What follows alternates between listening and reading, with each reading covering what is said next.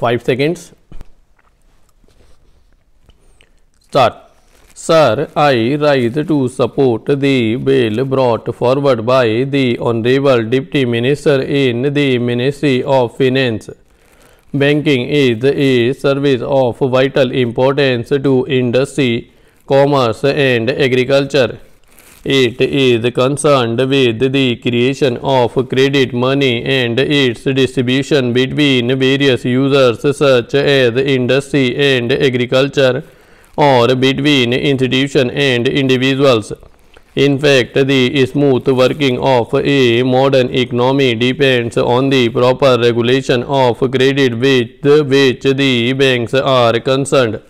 The question, therefore, of recruitment of the personnel of banking institutions assumes great importance. The Banking Commission has recommended the establishment of such a commission in its report in 1972. In fact, government have been rather late in bringing forward this very important and necessary piece of legislation.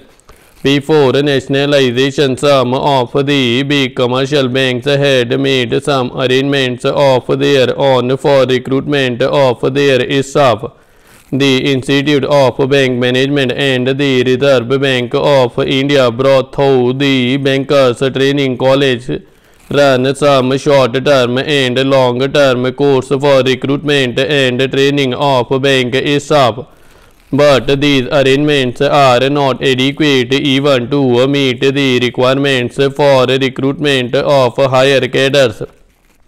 The largest proportion of banks staff consists of clerks and cashiers. The recruitment policies followed by most of the Indian banks before nationalization were not based on either scientific lines. In several cases, even minimum qualifications were not insisted upon. The Banking Commission has reported that in many cases, people who have not even passed matriculation examination were recruited as clerks. There was no proper evaluation of the aptitude or capacity, and every often caste and relationship determined the choice of candidates. Lacks of training facilities, however, aggravated the problem, and banks found themselves with staff which had neither aptitude nor ability to carry out the jobs assigned to them. The bill, therefore, is welcome. It seeks to provide for proper methods of selection for recruitment. It provides for the establishment of a body corporate to be called the Banking Service Commission. It shall be the duty of the Commission to hold competitive examination to recruit people for clerical and allied cadres, junior officer cadres, and such other officers cadres as the central government may by notification specify. It shall consist of a chairman and 8 persons who, in the view of the government, are men of integrity, ability, and have experience of finance and business administration. The bill rightly attaches great importance to selection of people for the clerical cadre, because the clerical staff constitute the largest proportion of the total manpower, and it is they who give the banking service to the people. Rapid expansion of banking ensures further that many of them will soon get promotion to the officers' cadre. It has been estimated that every clerk can hope to reach the officers' cadre in 10 or 12 years' time. Every clerk is therefore a potential officer.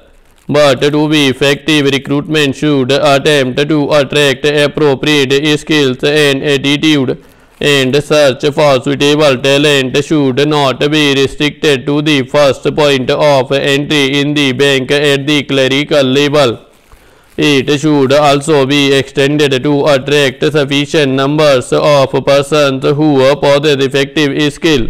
With the functional enlargement of the banks, They require the service of experts such as agricultural scientists and those who are experts in engineering. Recruitment of such personnel should also be considered by the Banking Commission. A provision in the bill enables the government to increase the proportion of such junior staff from 25% to 33%. In my view, it is a welcome provision. There is a provision that a certain percentage shall be reserved for scheduled castes and scheduled tribes. This percentage has to be determined according to the general principles and also the requirements of the banks. One provision says that the Commission will have certain advisory functions. It is an important provision. We know how in the government service very difficult problems of promotion and seniority arise. It is better that they are solved by a third body rather than the superior officers who have sometimes prejudice against people working under them. I hope this provision will be used for that purpose. I will not take any more time of the House by dilating on the details of the bill. I hope the honorable members will accept the basic idea behind the bill.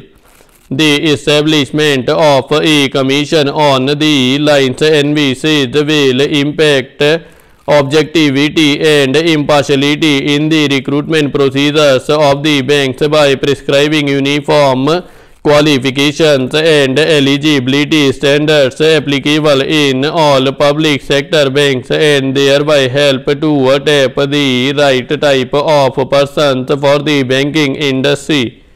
Finally, there is a last clause which says that the government may extend the provisions of this bill to the other banks. If the Banking Service Commission could cover the recruitment of other commercial banks also, so much the better. We will have uniform standards for recruitment of personnel in all the banks. With these words, I support the bill.